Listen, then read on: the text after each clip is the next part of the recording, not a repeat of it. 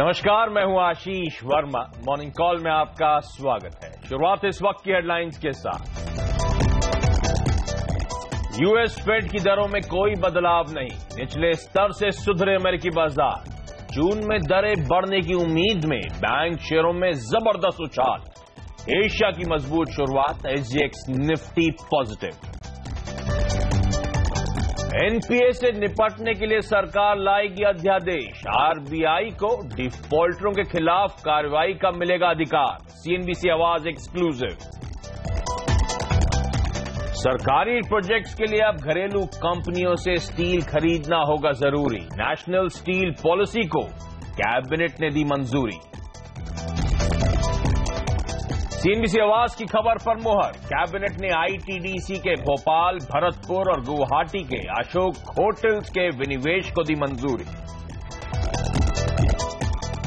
ICICI bank की ब्याज से आय में 10% का इजाफा, लेकिन एनपी में बढ़त से चिंता। 10 शेयर पर एक बोनस शेयर का ऐलान।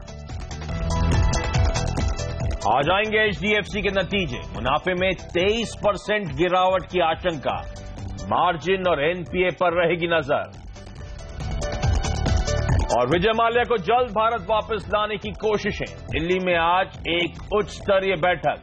ब्रिटेन के गृह सचिव से मिलेंगे भारत के गृह सचिव राजीव महर्षि।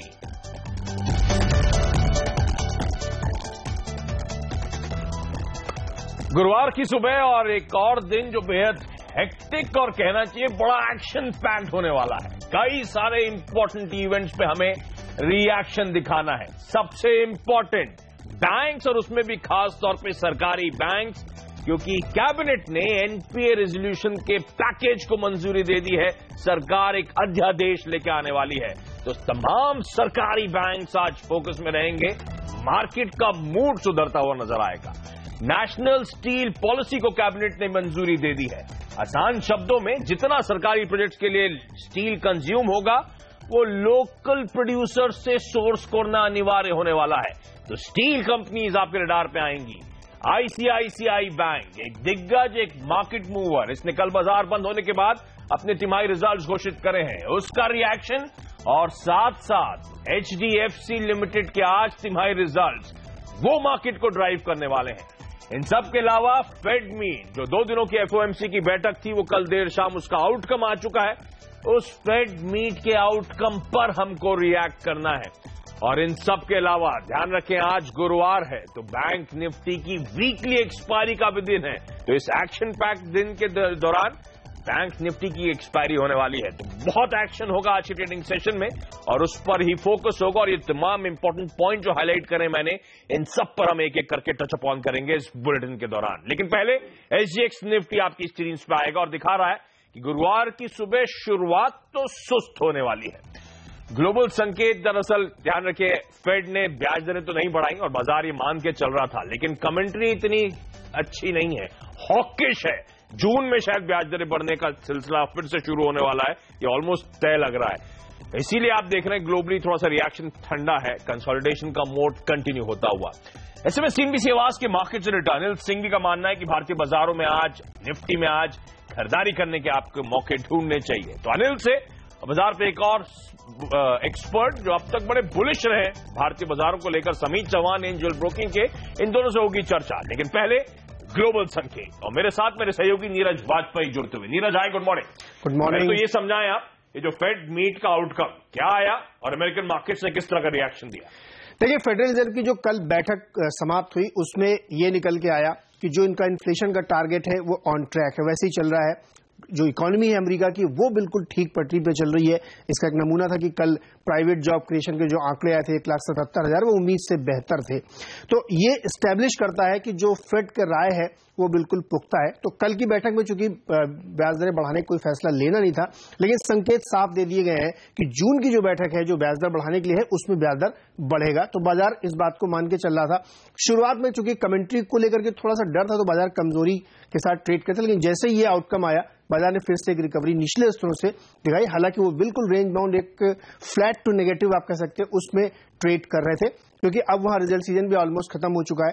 फेसबुक ने थोड़ा सा दिक्कत दी क्योंकि कॉस्ट ओवररन के केसेस सामने निकल के आ रहे हैं, इसलिए वो स्टॉक थोड़ा प्रेशर में था, इसलिए नेस्डैक जो था अपने ऊपरी स्तरों से नीचे आया।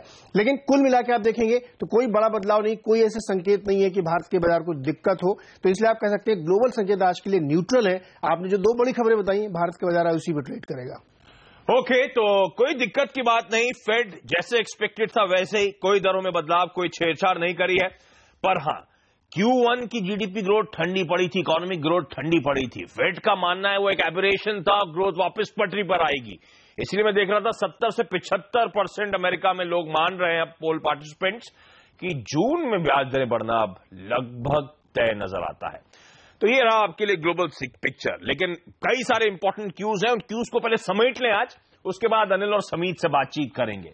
उनमें सबसे इंपॉर्टेंट बैंकिंग सेक्टर के लिए सरकार जल्द बड़े कदम उठाने जा रही है। वित्त मंत्री अरुण जेटली ने बताया है कि एनपीए से निपटने के लिए अध्यादेश लाया जाएगा।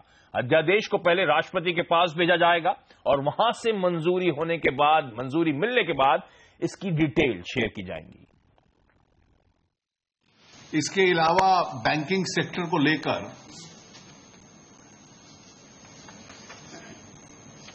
कुछ प्रमुख निर्णय मंत्रिपरिषद में हुआ है, लेकिन एक मर्यादा है कि जब माननीय राष्ट्रपति जी को कोई मंत्रिपरिषद सिफारिश करता है तो उस प्रपोजल की डिटेल्स हम तब तक नहीं देते जब तक राष्ट्रपति भवन से और माननीय राष्ट्रपति जी का उसको स्वीकृति ना आ जाए। और ध्यान रखें, कहा जा रहा है ये अध्यादेश, जो ऑर्डिनेंस है, ये आज ही शायद राष्ट्रपति जी साइन करते हुए नजर आए। तो शायद आज ही ये जो एनपीए रेजोल्यूशन पैकेज की बात करी जा रही है, ऑर्डिनेंस की बात करी जा रही है, जो तमाम कदम उठाने की बात करी जा रही है, उसकी डिटेलिंग पॉसिबल है आज दिन के दौरान आपको सुनने को मिले। लेकिन इसी खबर पर और जानकारी दे रहे हैं सीएनबीसी आवाज के ब्यूरो चीफ लक्ष्मण रॉय, सुनिए। देखिए, जो अध्यादेश सरकार लाने जा रही है उसमें दो खास बातें हैं। ये जो बैंकिंग रेगुलेशन एक्ट है उसका एक सेक्शन है 35। उस सेक्शन 35 में दो नए प्रावधान जोड़े जाएंगे। पहले प्रावधान के तहत रिजर्व बैंक को ये अधिकार दिया जाएगा कि वो बैंकों को ये आदेश जारी करे कि जो भी डिफॉल्टर है, विलफुल डिफॉल्टर है, उनके खिलाफ इंसॉल्वेंसी और बैंक्रप्सी कोड के तहत कार्रवाई की जाए। यानी जो डिफॉल्टर हो चुके हैं, विलफुल डिफॉल्टर हैं, उनके खिलाफ कड़ी से कड़ी कार्रवाई हो, उनकी संपत्ति जब्त करने तक का अधिकार बैंकों को दिया जाए और बैंकों को ज्यादा सख्त अधिकार मिल जाएंगे। अब तक रिजर्व बैंक के लिए यह करना थोड़ा सा मुश्किल हो रहा था, कई सारी कानूनी अड़चने थे, उसको दूर करने के लिए संशोधन किया गया है। दूसरा जो संशोधन किया गया है सेक्शन 35 में एक नया प्रावधान जोड़ करके, वो ये है कि तय समय सीमा में डिफॉल्टर से कर्ज की वसूली कैसे की जाए, इसके लिए रिजर्व बैंक बैंकों को जरूरी आदेश जारी कर सकता है। इस बात का अधिकार भी रिजर्व बैंक को दे दिया गया है। अब रिजर्व बैंक क्या अधिकार जारी करेगा, किस तरह के अधिकार होंगे, ये सारे रिजर्व बैंक के ऊपर निर्भर करेगा। यानी रिजर्व बैंक को एनपीए की समस्या से निपटने के लिए वैधानिक शक्ति दे दी गई है ताकि एनपीए की समस्या से निपटने के लिए व्यवहारिक और सख्त कदम उठाया जा सके। ओके, तो लंबे समय से जो इंतजार था एनपीए रेजोल्यूशन पैकेज का, उसको एक तो सरकार ने मंजूरी दे दी है और आज शायद उसकी डिटेलिंग होती हुई नजर आए। तो तमाम सरकारी बैंक्स आज एक्शन में रहने वाले हैं, लेकिन बैंकिंग सेक्टर आज एक और वजह से फोकस में रहेगा और उसमें खास तौर पे मेरे ख्याल से प्राइवेट सेक्टर बैंकिंग स्पेस के लिए इंपॉर्टेंट होगा। कल बाजार बंद होने के बाद दिग्गज आईसीआईसीआई बैंक ने अपने तिमाही रिजल्ट्स पेश करे हैं। अनुमान के मोटा मोटी मुताबिक नंबर्स नजर आते हैं, लेकिन मेरे सहयोगी और हमारे बैंकिंग एडिटर प्रदीप पंड्या मेरे साथ जुड़ते हुए। प्रदीप, कल आप मेंशन कर रहे थे दिन के दौरान कि स्लिपेजेस और कमेंट्री बेहद इंपॉर्टेंट होने वाली है। तो नंबर्स तो अपनी जगह, ये बताएं मोटा मोटी मूड कैसा उभर रहा है, किस तरह की कमेंट्री थी, किस तरह के आंकड़े रहे, क्या मूड बनाने वाला है या मूड बिगाड़ने वाला है आईसीआईसीआई बैंक आज? आशीष, मुझे वो नाना पाटेकर का डायलॉग याद आता है, मूवी से, जिसमें वो कहते हैं कि एक ही मच्छर, तो एक ही अकाउंट है, हर दूसरे बैंक के एनपीए बढ़ा रहा है और उसका नाम है जेपी एसोसिएट। तो यहाँ पर भी आप देखिए कि जेपी एसोसिएट की वजह से जो स्लिपेज आए हैं वो हमारे अनुमान से और जो कंसेंसस अनुमान था उससे करीब 4-4.5 हजार करोड़ ज्यादा आए हैं और इसकी पूरी की पूरी जिम्मेदारी करीब करीब इसी एक अकाउंट पे बनती है। इसके साथ ही जो हम आंकड़ा दूसरा देख रहे थे, यानी पहला तो कुल स्लिपेज का था जो हमारा अनुमान 7,000 करोड़ के अंदर था, वो 11.5 पे आया। दूसरा हमारा अनुमान था कि 1,500 करोड़ के आसपास स्लिपेजेस वॉच लिस्ट के बाहर से आएंगे, तो वो आंकड़ा भी करीब करीब दुगना दिखाई दे रहा है। तो ये थोड़ी चिंता की बात जरूर है। एनपीए के लिहाज से अगर आप देखें तो ये परिणाम थोड़े निराश करने वाले रहे हैं आईसीआईसीआई बैंक के। हालांकि यहाँ पर रेजोल्यूशन चूंकि चल रहा है और आईसीआईसीआई बैंक को भी उम्मीद है कि जेपी एसोसिएट्स का अकाउंट फाइनली, चूंकि अल्ट्राटेक के साथ उनकी डील हो ही रही है और वो तमाम कोशिशें कर रहे हैं, तो ये फाइनली स्टैंडर्ड हो जाएगा या पैसे आ जाएंगे। और इस वजह से उन्होंने गाइडेंस दिया है कि जो कुल प्रोविजन वो इस वित्त वर्ष में करेंगे 17-18 में, वो 16-17 के मुकाबले कहीं कम होगा। तो अब बाजार क्या इस ऑप्टिमिस्टिक नजरिए से इसको देखेगा और बहुत ज्यादा पनिश नहीं करेगा आईसीआईसीआई बैंक को, ये एक देखने वाली बात होगी। लेकिन नतीजे देखते हुए तो जरूर हमारे अनुमान से कहीं ज्यादा एनपीए हुए हैं, हम यही मानेंगे। ओके, तो एनपीए को लेकर जो कंसर्न्स थे, जो परेशानी थी, वो बरकरार जस की तस बनी हुई है। तो आईसीआईसीआई बैंक कुछ हद तक मूड बिगाड़ने का शायद काम कर सकता है और फेड मीट का आउटकम शायद मूड बिगाड़ने का, जो हॉकिश स्टेटमेंट्स आए। पर एक बात ध्यान रखें, फेड मीट के आउटकम में बैलेंस शीट कॉन्ट्रैक्ट करने की बात फेड ने पिछली बार करी थी, इस बार ऐसा कोई स्टेटमेंट नहीं दिया है, तो वो थोड़ा सा एक पॉजिटिव हो सकता है। लोगों को डर लग रहा था कि बैलेंस शीट जो साइज $4.5 ट्रिलियन की है, उससे जब श्रिंक करना शुरू होगा तो बड़ी दिक्कत होने वाली है। लेकिन चलिए, भारतीय बाजारों की जहां तक बात है, कल एक और ऐसा सेशन था, बैक टू बैक एक दूसरा सेशन था, जब एकदम flat wait and watch mode कह लीजिए, कंसोलिडेशन मोड में इंडियन इक्विटी मार्केट नजर आए। इंटरेस्टिंग ये है, हफ्ते का पहला दिन था मंगलवार, जब हमने हाईज छुए थे 93.52 के, वहां से फिसल गए। कल भी हमने दिन के हाईज छुए 93.46 के आसपास के, वहां से फिसल गए। तो ये जो 93.50 93.60 का जोन है, ये अड़चन बना हुआ है। आज का टूटेगा, आज किस तरह की ओपनिंग होने वाली है, आज रणनीति क्या हो। CNBC आवाज के मार्केट एडिटर अनिल सिंह भी अब मेरे साथ जुड़ते हुए। अनिल सर, हाय, गुड मॉर्निंग। क्या लग रहा है sir, gap up opening, gap down, किसके लिए प्ले करूं, रणनीति क्या हो?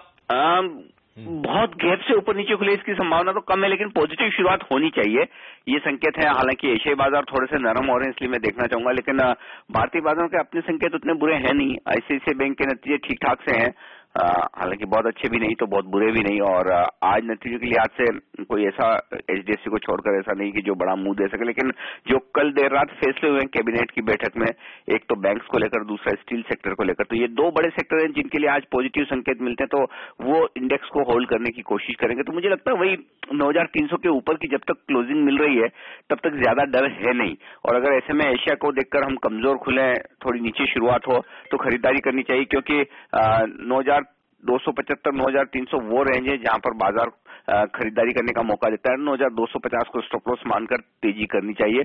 ऊपरी स्तरों पर 9350 9375 पहली रेंज है जहां पर प्रॉफिट बुक करें, और अगर 9375 के पार टिके तो फिर और तेजी बनती हुई दिखेगी। लेकिन फिलहाल डे ट्रेड के लिहाज से यही रेंज दिख रही है। निफ्टी के मुकाबले में बैंक निफ्टी 2 दिनों से थोड़े से संकेत सावधानी के दे रहा है, लेकिन 22,150 बैंक निफ्टी का स्टॉप लॉस का लेवल है और लगातार उसके ऊपर बना हुआ है। तो जब तक इसके ऊपर बना हुआ है, घबराने की जरूरत नहीं, खरीदारी करनी चाहिए 22,500 के टारगेट के लिए।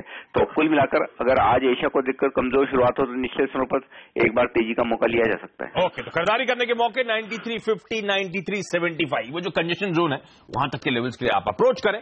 बाजार पे एक और एक्सपर्ट एंजल ब्रोकिंग के समीत चौहान अब मेरे साथ जुड़ते हुए। समीत, हाय, गुड मॉर्निंग। मूड बदला नहीं, 9500 एक्सपेक्ट करूं? गुड मॉर्निंग आशीष। देखिए, लास्ट 2-3 दिन से हम मार्केट में कंसोलिडेशन देख रहे हैं। ऐसा कोई मेजर ट्रेड इंडेक्स में आ नहीं रहा है। स्टॉक तो एक्शन कंटिन्यू रहेगी, बट अगर मुझे डायरेक्शनली कॉल लेना है इंडेक्स में, वो अभी भी पॉजिटिव साइड पे रहेगा। और जो हम टारगेट्स मेंशन करते आ रहे हैं 9400 9500 के, वो अभी भी हमें अचीव होते हुए दिख रहे हैं। सो मैं बाइंग साइड पे ही पोजीशन लेना चाहूंगा। मार्केट में हर एक लो लेवल्स पे अच्छी खासी खरीदारी आ रही है।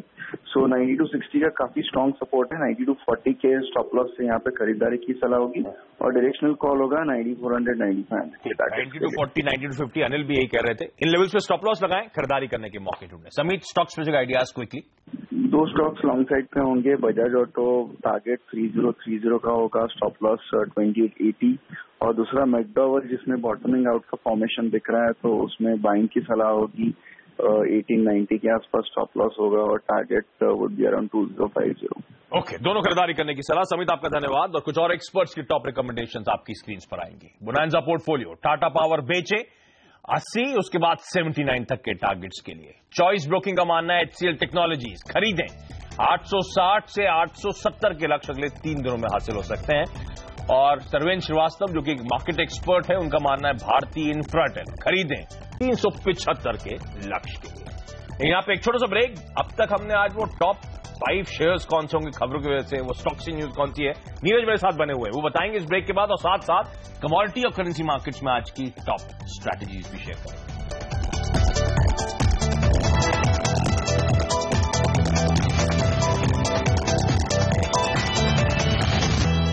ब्रेक के बाद आपका स्वागत है। और आज कौन से टॉप 5 शेयर्स रहेंगे फोकस में खबरों की वजह से, नीरज बताएंगे आपको। नीरज बताएं। देखिए, पहला शेयर होगा फोर्टिस हेल्थकेयर, और इसमें जो स्टेक बेचने की बात चल रही थी प्रोमोटर्स से, तो उसमें 2 नए प्लेयर शामिल हो गए, एक टीपीजी और दूसरा जनरल अटलांटिक। इससे पहले केकेआर और सिंगापुर जीआईसी भी लगे हुए, तो ये इसकी वजह से स्टॉक में एक अच्छी रैली बनती हुई दिखी थी और तेज हो सकती है। स्टील कंपनियों पर नजर रखी, जो तमाम घरेलू स्टील कंपनी है, Visa, SAIL, Monnet, Bhushan, Tata steel, JSW, इन सबके लिए एक अच्छी खबर यह है कि सरकार ने तय किया है, कैबिनेट अप्रूवल दिया है कि स्टील कंपनियों से ही स्टील खरीदी जाएगी जो भी सरकारी प्रोजेक्ट्स घर में बनेंगे, यानी इंपोर्ट आप नहीं कर सकते। ये बहुत बड़ा इसलिए है कि अगले 5 साल में 3.5 लाख करोड़ के सरकारी प्रोजेक्ट्स, जिसमें रोड, पावर और सिविल कंस्ट्रक्शन के हैं, तो बहुत अच्छी खबर है स्टील कंपनियों के लिए। आईटीडीसी में नजर रखिए, सीएनबीसी आवाज की खबर पे कैबिनेट की मुहर लग गई है कि इनके जो 2-3 होटल्स हैं अशोक के नाम से, जो राजस्थान में, मध्य प्रदेश में, असम में, उनको स्टेट गवर्नमेंट को ट्रांसफर किया जाएगा, बेचा जाएगा। तो इसकी वजह से आईटीडीसी में एक हरकत देखने को मिल सकती है। टीवीजी के नतीजे बहुत बढ़िया थे।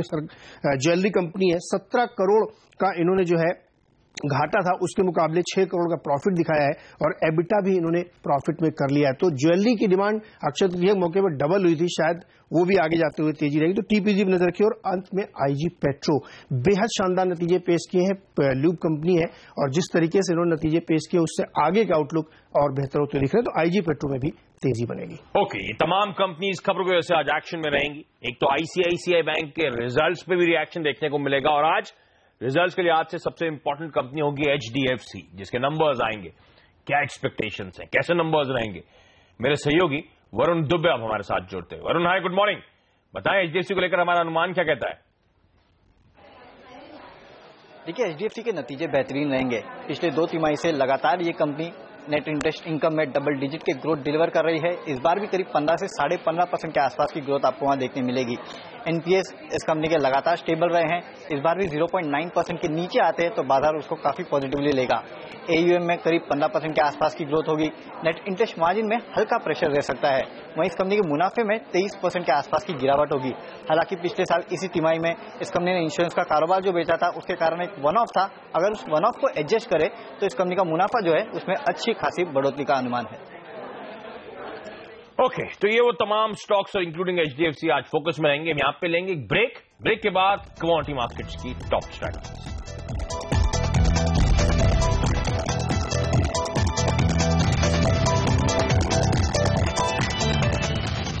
ब्रेक के बाद आपका स्वागत है, और कमोडिटी मार्केट्स की स्ट्रैटेजीज बताने के लिए अब मेरे साथ जुड़ रही हैं एसएमसी कॉमट्रेड की वंदना भारती। वंदना, हाय, गुड मॉर्निंग। बताएं कहां पैसा बनने वाला है मैम आज? जी, जिस तरीके से एक्सपेक्टेशन है कि सितंबर में एक हाइक हो सकता है, मुझे लगता है कि क्रूड में सेलिंग आनी चाहिए यहाँ पे, और गोल्ड में भी सेलिंग आनी चाहिए। गोल्ड में मुझे लग रहा है कि अगर 28,450 पे सेलिंग करते हैं तो 28,300 तक का लेवल जो है वो आ सकता है। 28,525 का स्टॉप लॉस लगा के चलना चाहिए। और दूसरी कमोडिटी यहाँ पे क्रूड है, जहाँ मुझे लग रहा है कि इन्वेंट्री जो है वो थोड़ी सी यहाँ पे एक्सपेक्टेशन से कम यहाँ पे कम हुई है, तो मुझे लग रहा है वहाँ पे एक फॉल आएगा, और लेवल जो है करीब 3,000 तक का जो लेवल है वो हम आते हुए देख सकते हैं। स्टॉप लॉस जो मेंटेन करना होगा वो 3,075 का होगा।